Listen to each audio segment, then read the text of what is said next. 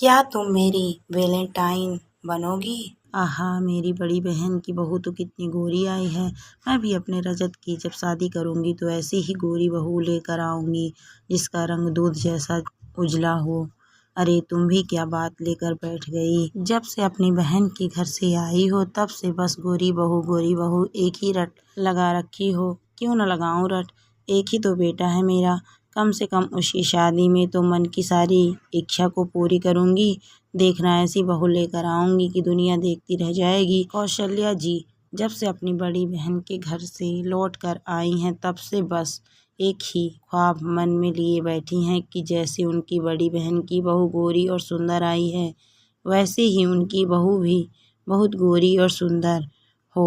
कौशल्या जी श्रवण जी की पत्नी और रजत और नैना की माँ हैं। रजत भी गोरा सुंदर बाका जवान जो हाल फिलहाल ही सरकारी नौकरी पर लगा है और जिसके लिए कौशल्या जी जान लगा करके लड़की देखने में लगी हुई हैं। इकलौता बेटा है, इस कारण कोई कसर नहीं छोड़ना चाहती। आखिर उन्हें रजत के लिए मंजू पसंद आई। मंजू बेहद ही खूबसूरत और गोरी चिट्ठी लड़की थी। बस यही बात उन्हें भा गई, इसीलिए उन्होंने इस बात पर भी ध्यान नहीं दिया कि मंजू गांव में रहने वाली लड़की है और ज़्यादा पढ़ी लिखी भी नहीं है। आखिर दोनों परिवारों की रजामंदी के बाद दोनों की सगाई कर दी गई। सगाई और शादी का फासला सिर्फ इतना था कि 15 दिन में ही शादी हो रही थी, क्योंकि 15 दिन बाद ही वैलेंटाइन डे था। इन 15 दिनों में मंजू ने कभी भी रजत से बात नहीं की। गांव की लड़की है, शर्माती होगी, यही सोचकर किसी के मन में भी कोई शक की बात ना आई। धीरे धीरे शादी का दिन भी आ गया। सुनहरी शेरवानी पहने घोड़ी पर सवार रजत किसी राजकुमार से कम नहीं लग रहा था। वैलेंटाइन डे था तो मंजू को देने के लिए काफ़ी सारे गिफ्ट भी तैयार किए हुए थे। हर कोई हंस रहा था, अरे कहाँ गिफ्ट दे पाओगे, गांव में कोई बुरा मान गया तो फेरों के बाद जब दुल्हन हमारी हो जाएगी तब दे देंगे और बात को हंसकर टाल देते हैं। यूं ही हंसते गाते बारात चल पड़ी मंजू के घर की तरफ। गांव में बारात में महिलाओं का निमंत्रण नहीं होता, इस कारण रजत की छोटी बहन और घर की छोटी बेटियां ही बारात में गई थी। बारात वहां पहुंची तो उनका काफ़ी अच्छे से स्वागत किया गया। धीरे धीरे वरमाला का समय हुआ तो दुल्हन को बुलाया गया।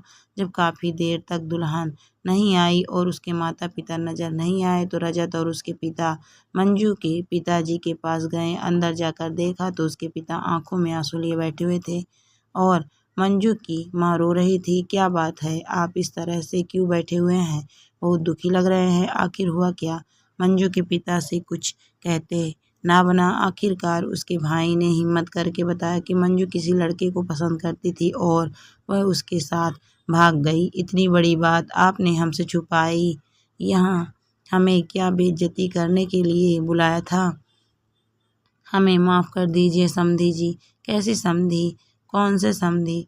आपने तो हमारी इज्जत का तमाशा कर दिया। अब क्या बारात खाली हाथ लेकर जाएं? बात बढ़ती देखकर गांव के पंचों ने और बारात में आए बड़ों ने बीच बचाव किया और निर्णय यह हुआ कि मंजू की छोटी बहन काव्या का विवाह रजत के साथ कर दिया जाएगा, जिससे बारात खाली हाथ ना लौटे। आखिर अपने परिवार की इज्जत के लिए रजत ने भी हाँ कर दी। काव्या मंजू जितनी गोरी नहीं थी पर सुंदर तो बहुत थी। श्यामला सलोना रंग, तीखे नैन नक्श, कमर तक लहराते बाल, काव्या किसी भी मामले में कम नहीं थी। आखिरकार काव्या की शादी रजत के साथ कर दी गई और वह विदा होकर ससुराल आई। रजत की माँ जब दुल्हन को लेने के लिए आई तो दुल्हन को देखकर उन्होंने अपने पति से कहा, यह मेरी बहू नहीं है, ये किसे लिए आए आप?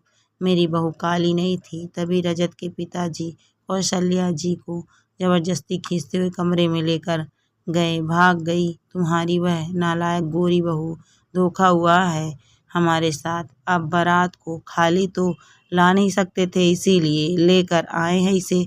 अरे तो लौटा लाते खाली बारात, ये काली बहू क्यों लाए? मेरे बच्चे की जिंदगी बर्बाद कर दी आप लोगों ने। अरे तुम तमाशा मत करो, घर में इतने मेहमान मौजूद हैं, कह रहा हूँ चुपचाप जाकर दुल्हन को अंदर लेकर आ जाओ। इस बच्ची ने हमारी इज्जत रखी है तो तुम भी इसका कुछ मान रखो। उस समय तो कौशल्या जी अपने पति की बात मानकर अनमने मन से बहू को अंदर ले आई और जैसे तैसे मन मारकर रस्मों रिवाज पूरी किए। हालांकि मेहमानों ने मुंह दिखाई में काव्या की बहुत तारीफ की, पर कौशल्या जी के लिए तो उनकी बहू काली ही थी। मैचिंग की हुई हरे कांच की चूड़ियाँ, माथे पर हरी बिंदी और खुले हुए लंबे केस। एक बार को तो रजत भी काव्या को देखता ही रह गया, पर जब उसने गौर किया है कि काव्या उसे देखकर मंद मंद मुस्कुरा रही है तो एकदम से सब पकाकर अपने काम में लग गया। तैयार होकर काव्या बाहर आई, कौशल्या जी के पैर छुए तो कौशल्या जी ने उसे रोक दिया। तुम मेरी बहू नहीं हो, इसलिए मेरे पैर छूने की जरूरत नहीं है। सुनकर काव्या की आंखों में आंसू आ गए, पर उसने कुछ नहीं कहा। जब श्रवण जी के पैर छुए तो उन्होंने ढेरों आशीर्वाद दिए। उस घर में श्रवण जी और नैना ही थे जिन्होंने काव्या को दिल से स्वीकार किया था। कौशल्या जी काव्या को परेशान तो नहीं करती, पर हाँ स्वीकार भी नहीं कर पाती। वही रजत काव्या को लेकर अपनी कोई भावनाओं को समझ ही नहीं पाता। जितना काव्या उसके पास आने की कोशिश करती हो उतना घबरा करके वह से दूर हो जाता। शादी को 1 महीना होने को आया था, लेकिन अभी तक दोनों का मिलन भी नहीं हुआ था। रजत बोलता भी उतना ही जितना ज़रूरत हो, अन्यथा किसी न किसी काम में लगा ही रहता और कोई काम ना होता तो लैपटॉप चालू करके काम करने का बहाना कर रहा होता। हालांकि रजत कभी भी काव्या से इस तरह से बात नहीं करता जिससे उसका दिल दुखे। उसे पूरा सम्मान देता, काव्या भी पूरी कोशिश करती, पर जो जगह वो मंजू के लिए सोच कर बैठा था वह काव्या को दे नहीं पा रहा था। पर छुप छुप कर कई बार काव्या को निहार जरूर लेता था। कुछ दिनों बाद होली का त्योहार था। रीति रिवाज के मुताबिक पहली होली नई नवेली बहू को अपने मायके में ही मनानी पड़ती है, क्योंकि सास बहू होली पर एक साथ नहीं होती हैं। तो काव्या भी अपने मायके के लिए रवाना हो गई, पर रवाना होने से पहले रजत से इतना ही कह पाई, रजत जी होली के बाद आप हमें लेने गांव आ जाइएगा ना। हम जा रहे हैं। क्या आज भी आप हमसे बात नहीं करेंगे? जानती हूँ कि आपकी और मेरी शादी जिस तरीके से हुई है उसमें तो रिश्ते बनाना भी बहुत मुश्किल हो जाता है, पर है तो हम पति पत्नी ही ना। मैं आपका इंतज़ार करूँगी। रजत कुछ कह न पाया और काव्या अपने पिता के साथ अपने मायके रवाना हो गई, पर इस बार होली को लेकर उसके मन में कोई उल्लास था ही नहीं। होली के दिन नैना ने काव्या को सुबह सुबह फ़ोन किया, भाभी प्रणाम, कैसी हो आप? होली खेलने को तैयार? नहीं नैना जी, इस बार मेरा होली खेलने का मन नहीं है। क्यों, क्या हो गया? तबीयत तो ठीक है ना? हाँ मेरी तबीयत ठीक है, बस इस बार ये रंग अच्छे नहीं लग रहे हैं। पर मैंने तो सुना है आपको होली बहुत अच्छी लगती है। हाँ मुझे होली अच्छी लगती है, पर इस बार मन नहीं हो रहा। चलो ठीक है, बाद में बात करती हूँ। काव्या से बात कर नैना रजत के कमरे में गई। भैया जल्दी चलो, कहाँ जा रही है? तो हर साल की तरह होली खेलने चलते हैं दोस्तों के साथ, और कहाँ? मेरा मन नहीं है। अच्छा अब समझी, इधर आपका मन नहीं है उधर भाभी का मन नहीं है। तुझे कैसे पता? अभी अभी भाभी से बात करके आई हूँ। और इधर गांव में काव्या चुपचाप घर के कामों में लगी हुई थी। उसके छोटे भतीजे भतीजी उसके साथ होली खेलने के लिए आते तो उन्हें डांट कर भगा देती। ऐसा करते करते दोपहर हो गई। काव्या आंगन में रखे कपड़े लेने के लिए आई तो उसके 9 साल के भतीजे ने उसके ऊपर रंग डाल दिया। कितनी देर से कह रही हूँ मुझे नहीं खेलना होली, क्यों रंग रहे हो मुझे?